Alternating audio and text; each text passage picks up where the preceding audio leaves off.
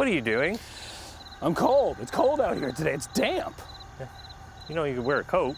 Yeah, but we have this cool V2L adapter. We can do up to 1,700 watts of, takeoff power right from the car. So I thought I'd warm my hands before we got going with this one. You know, that's a pretty cool idea, but I think the heater is the wrong use for that.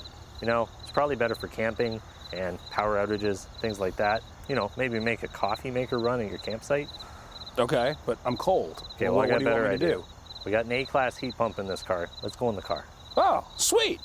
Let's do that. Okay, let's go.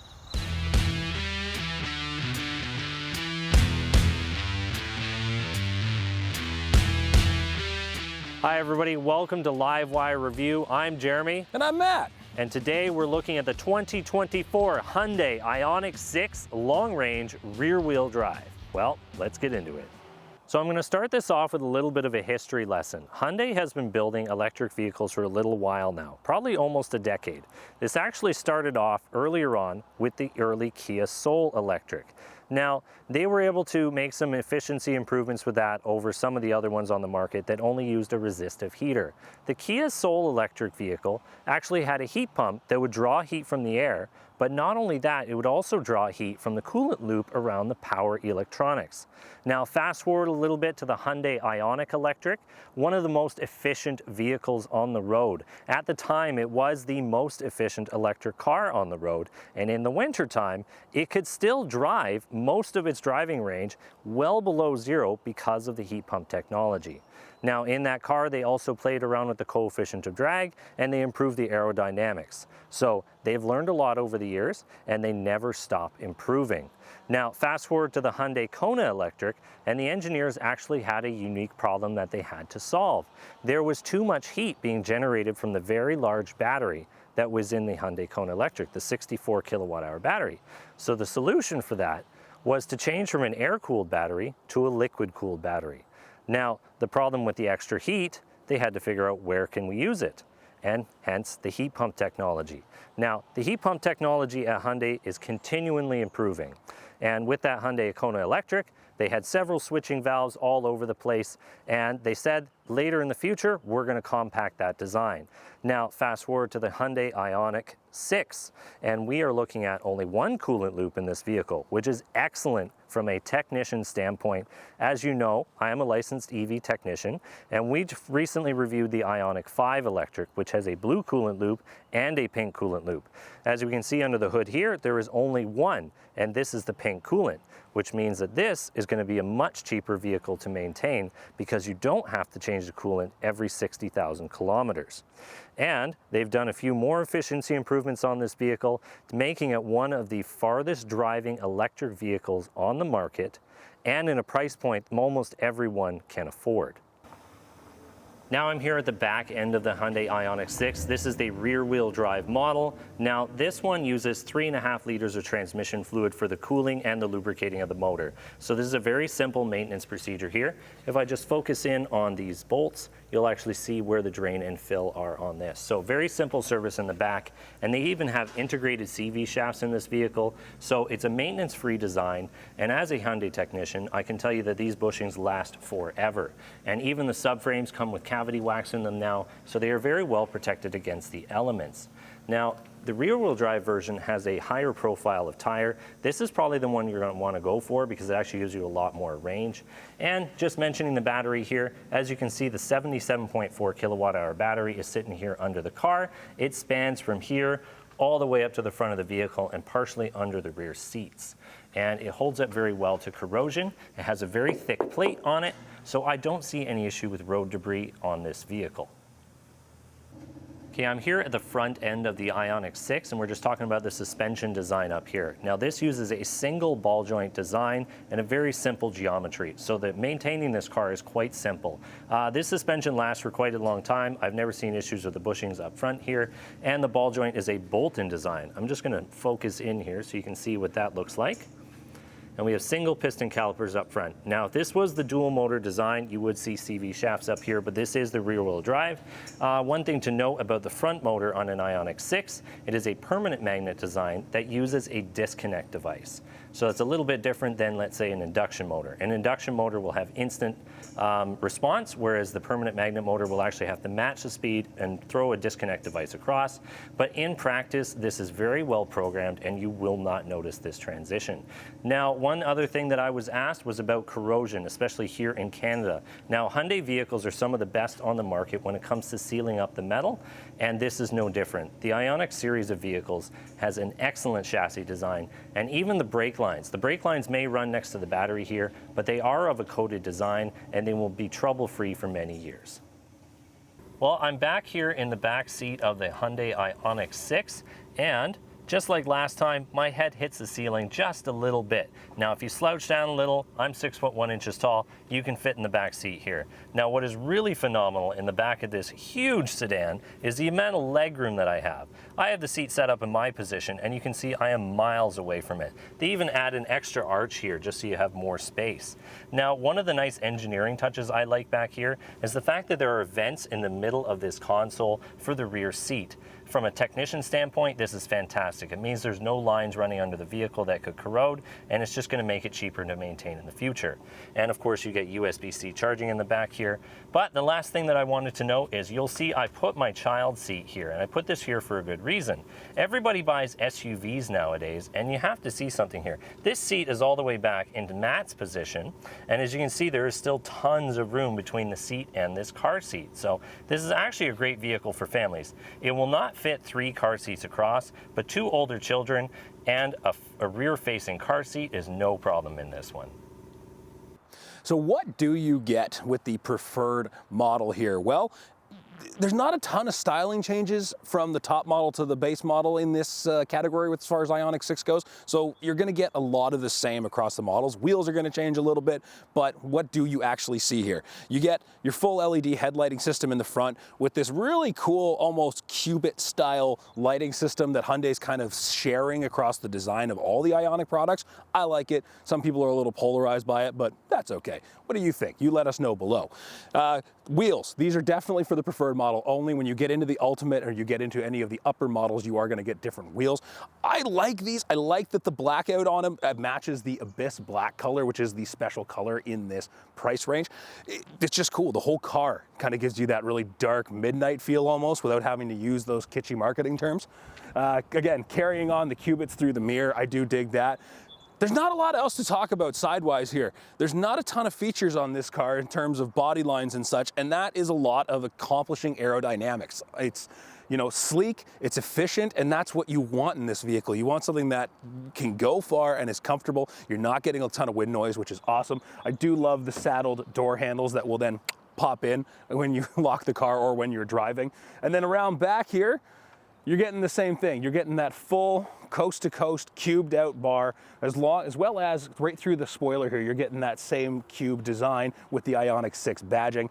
Couple of flares in the bottom, again, aerodynamics. I think there's more character in the back end of this car, to be frank, than the rest of it, but that's, again, just me. And I do love your powered hatchback here. You know, it's one of those like, oh, cool, it goes up, and then, oh, cool, it goes down. Again, it's just a novelty thing. I think it's super cool. Some people don't, but that's all right. I think the coolest thing about this car, though, and Jeremy and I have talked about this in the last time we drove this, is the actual ride in this thing. So why don't we hop in it, and we'll go for a drive. So I'm going to start this off talking about the drivetrain in here. There is a 77.4 kilowatt hour battery in the eGMP platform that they use in all the Hyundai, Kia, Genesis vehicles. This platform is incredible. You can shrink the wheelbase, you can make it longer, you can add cells to the battery, you can remove cells from the battery, you can have rear wheel drive, you can have all wheel drive, and in this vehicle there is the option of both rear wheel drive and all wheel drive. Now, if you're looking for the longest driving range, this is the one you're going to want to pick. Right now we're in the base model, the preferred package with the longest range. This is a heavy hitter. This car punches above its weight class, so to speak. When it comes to long-range electric vehicles, there's only a handful that can do the job. You have the Tesla Model 3 long range, the Tesla Model S, you have the Lucid Air, and some of the upcoming GM vehicles with their massive, massive battery packs in them. But for a vehicle that doesn't have a massive battery pack, my God, does it go the distance, you know? Just coming here, picking up this vehicle, I was going up the highway on the way back, which is actually the least efficient way back here, and I was getting 14.7 kilowatt hours per 100. That equals a range of 530 kilometers on the highway at 120. Like, the efficiency is incredible. You weren't taking it easy. You weren't going slow. Very little regen on that drive because it's mostly uphill. It is. Coming away from the lake. So yeah, that's really impressive number-wise. Yeah, because going down, I always have impressive numbers. Like in my Model 3, I get down to 13.9 in decent weather, you know? But this car is just incredible. It gets there using some clever tricks like that 0.21 coefficient of drag. So this is a very slippery car. One of the best advantages of this car over the Ioniq 5. Now, you don't get the same storage capacity in here, but straight up driving range, oh, it's just so good.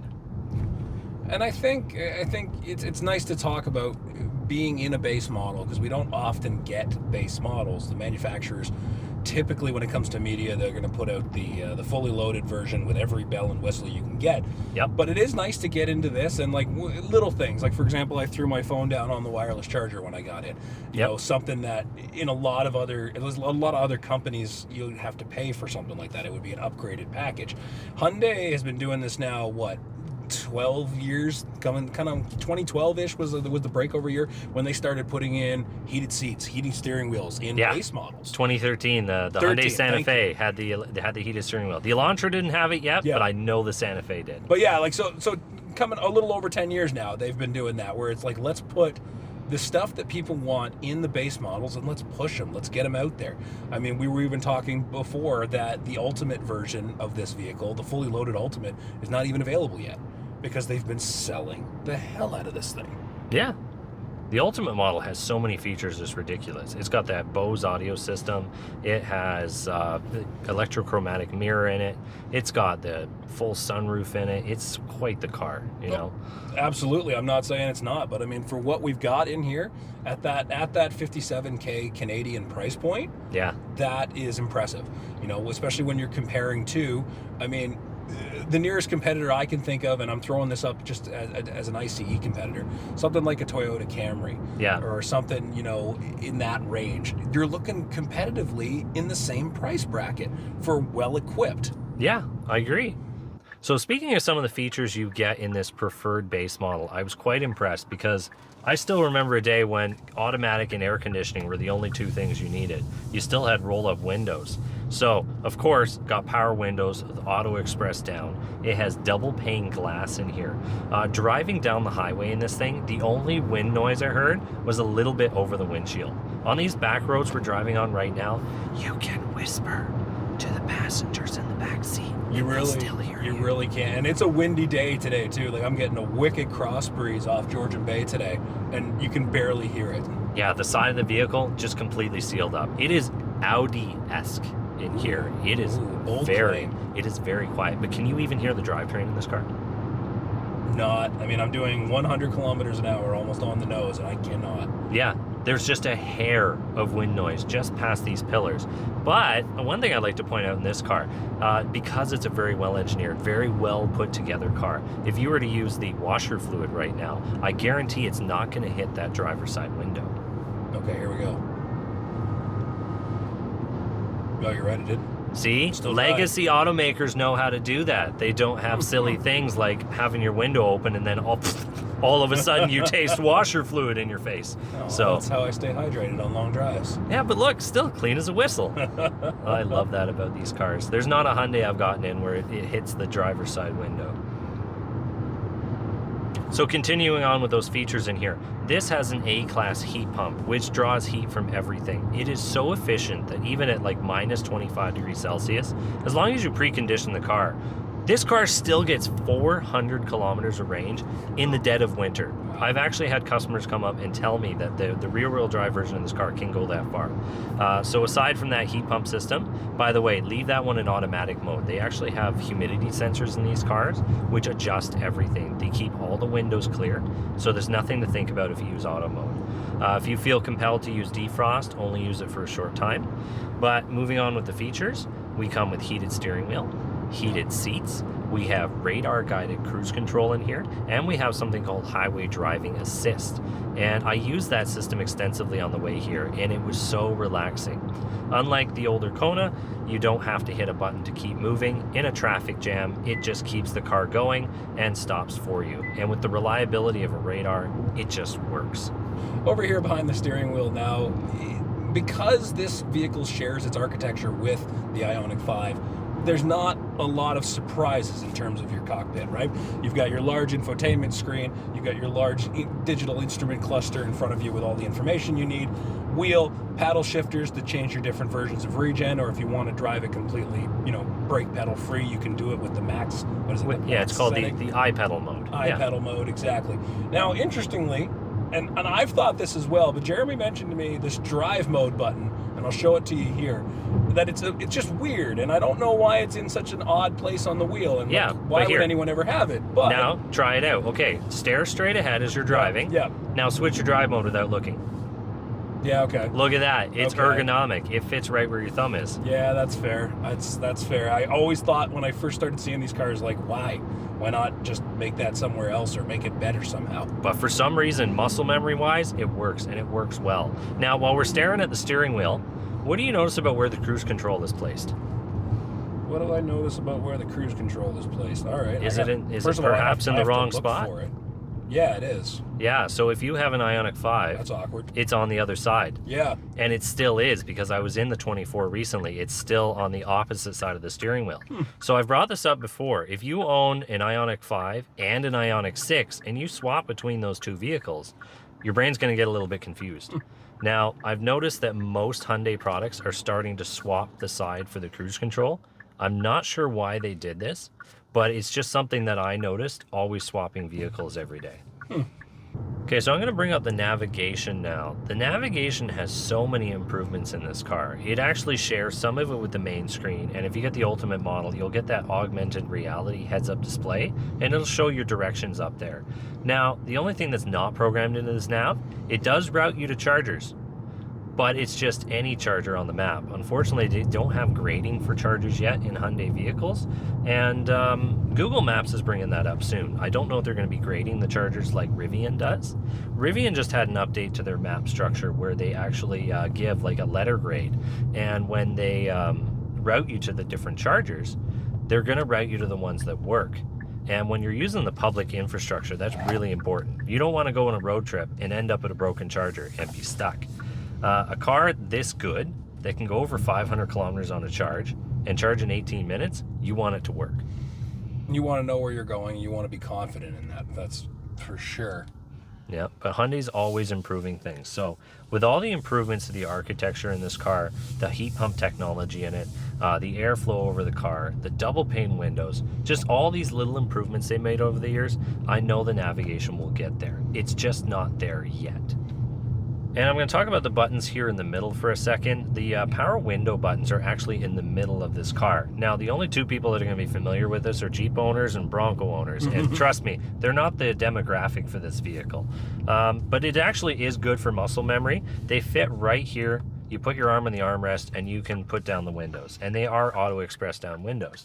What's nice is they've removed the buttons, like in the Hyundai Kona Electric, that were for the heated seat and steering wheel. Because even after 5 years of ownership, I still had to look down to find them. These ones, though, you know where they are.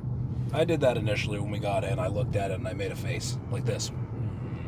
But yeah, you know, now that I've spent a little bit of time in it, it's not that bad. It's just one of those you gotta know your vehicle type. You know what? I just figured it out. That's why the cruise control buttons are on the other side, because the power window buttons are on this side.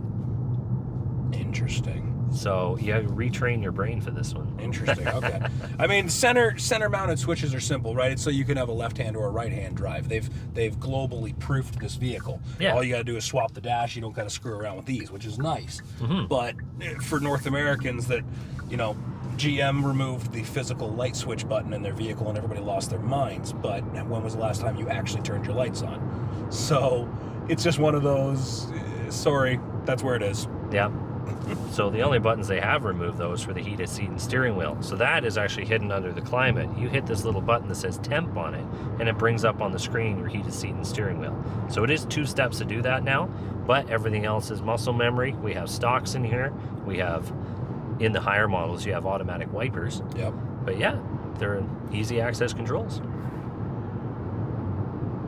Now, we spent a lot of time talking about the range in this thing and just the comfort of the drive, but let's also throw out there, which motors are we running in this one? Well, this one's just the rear-wheel drive. Yep. And this is a very unique setup in this. You know how the back end looks like a Porsche? Yeah. Well, guess what? The motor is set up very much like a Porsche. Trust me, the power and driving dynamics are not Porsche. But the way the motor is sitting, the motor is actually hanging behind the rear axle. Now, I've driven this car in the winter with Michelin Excise tires on it. And one thing I have to say is if you're in heavy snow, I would recommend the all-wheel drive model of this car because the rear-wheel drive is excellent. But you know what I've learned over the years when it comes to suspension design and snow? The softer your bushings, the better the car is in snow. Now, this vehicle is heavier than an ICE vehicle, so therefore the suspension has to be a little bit stiffer to support that weight, as stiffer springs and a little stronger bushings. Yeah. That combination, though, when you're taking off in the winter, you don't have that squish factor in the bushings. Okay. So you do get some slip from the rear end when taking off in this car. You have to have good winter tires on it. And yeah, that's my quote on the suspension there. Actually, I wanted to get your thoughts on the suspension as we're going over these little dips in the road. How do you compare it to some of the other cars you've driven? I mean, it does a really good job in terms of eating up some of the bigger ones. I think just the size and width of these tires, like I can't quote them off the top of my head right now, not looking at them, but with so much surface contact area, like it's translating everything. I can hear them is the interesting thing, but I don't But they're well really damped. Feel them. Yeah. Yes. So the only thing I'm hearing felt, all these cracks, kaboom, kaboom, kaboom. you hear them, but you don't feel them. But I'm not feeling it in my butt, literally. So that's one thing I really liked about this car driving it here. Going over all the cracks, they're very, very well damped. In a Model 3, you feel every crack in the road, and a lot of the time you're avoiding them. One thing I did notice at 120, when you go over a pothole, this car handles it so well. Where the only downside I found to it is, let's say you get to that washboard part of the highway. It doesn't damp the washboard very well, but it does damp the small cracks and large potholes. We've talked a lot about the comfort features. We've talked a lot about what you get in this package. We've talked pricing. We've talked everything. But the one thing I haven't mentioned yet is this thing's also a lot of fun. Yeah, this one isn't the fastest version of them all, but the torque is instant. Yeah. Oh, there's a turkey back there on the road. That's okay. Turkey's behind us, not in front of us. Here we go. Okay. Still put your head back. Okay. Yeah. You can feel the weight in that takeoff. You can feel how it kind of, that was just in sport mode on a, asphalt road, nothing crazy. Yeah. But like that, you can feel the weight. It takes that, okay, yeah, we're going. Yeah, we're going. All right, there's the speed. Yeah. Which is cool. You know what? It's still a ton of fun. It definitely has a bit of wash in these corners too. Yeah. Again, that's Got just a bit of that's roll. just the weight, a little bit of understeer. Yeah. Now, something the size of a Crown Victoria, I do expect that from it. It has that Crown Victoria vibe, does it not? It does. And I mean, I know when the first one of these hit the lot, I had a really good laugh because it was parked right next to a Palisade. And I was like, oh, look, they're the same size. Yeah, and everybody's like, well, almost. no, it's a car. And I was like, yeah, but look at the wheelbase. Look at the width of it. It's the same size as the largest SUV that we sell in the lineup. And yet, it's more efficient than a Camry. Yep, yep. Like, it's insane. It's not necessarily the car I'm buying to go out and have a thrilling drive with by any stretch, but, you got to pass somebody. Yeah, You got no problem. plenty of jam to pass somebody. Yeah, and I passed a few cars on the way here, and I was quite surprised. For something with a 0 to 60, over 6 seconds, I'll put it on the screen here. You actually get a better 0 to 60 with the all-wheel drive, of course. I think it's pushing somewhere near 320 horsepower. Wow. This one's obviously a lot less. I think it's around 225, if my numbers are correct. But that's not the point of this car. This is the long range car. This is one of the longest range cars you can get. You actually sacrifice a decent amount by getting all-wheel drive in this one because it's a permanent magnet motor that they put up front, and it's a permanent magnet with a coupling device. So you get drivetrain losses with that. All-wheel drive cars have drivetrain losses. Luckily, that motor doesn't have to spin when it's not being used, but you are carrying the half the weight, and whenever you use that power, it does drain quite a bit more. To put it into numbers, I'd say if you're getting 470 kilometers in range in this, which is what I estimated last time. I know I've got better numbers than that today. I'd say you get about 410 kilometers worth of range with the all-wheel drive. So you're probably sacrificing upwards of 60 kilometers. Sorry, with that all-wheel drive. I didn't warn you for that one. Oh, I still love it though. So yeah, compared to the Ioniq 5, you're pushing 320 to 400 kilometers-ish with the Ioniq 5. This one is 400 kilometers in the dead of winter, upwards of 581 kilometers in the summer. And if you have the all-wheel drive, pushing about 500, 510, something like that. And those are still, I mean, the sacrifice of 70 kilometers versus the all-wheel drive capability in the winter, I think that's, you're not losing. Yeah. You're not losing to sacrifice that, right? Like if you're so desperate for range that you need that extra 70 in your day-to-day driving life, then sure. But I mean, it's unlikely. It's highly unlikely. I've never thought about it before when I bought a gas car, so why would I think about it here? Yeah. So if you're using this for those extreme deliveries where you do 600 kilometers in a day, get the rear-wheel drive. If you want the comfort of driving in the winter in any situation, especially getting up a really snowy hill, get the one with all-wheel drive. And like we've always recommended before, unless you need that premium audio system and some of those neat features that come in the Ultimate package, the Preferred is where it's at. Like, without the sunroof, there's less weight, there's less complexity.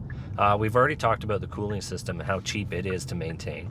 There's only one motor in this, which means you only have about 3.5 liters of transmission fluid to change. Like, the cost of ownership of this vehicle is incredible. Yeah, and I mean, the features you get in those higher models, they're nice. Not necessarily for everybody, myself included. I'm fine with, not needing the augmented reality. I don't need a sunroof. What little of my hair is left is just protecting my scalp at this point, so I don't need to roast it off at all. So, I mean, for me, this is well equipped. It's got everything I need. I mean, you can take someone like my wife, put her in here, she'd be very happy with everything she's got. Mm-hmm. And that's all that really matters at the end of the day. Yeah. And it's not going to break the bank, relatively speaking. Well, I think we're coming down to the end of this drive, so why don't we find a nice place to stop here, and we'll wrap up our thoughts. Yeah, sounds good to me. Okay, we're coming to the end of this video, so we have to wrap up our thoughts. There's a lot of things about this car we can talk about. Let's start with your thoughts, Matt.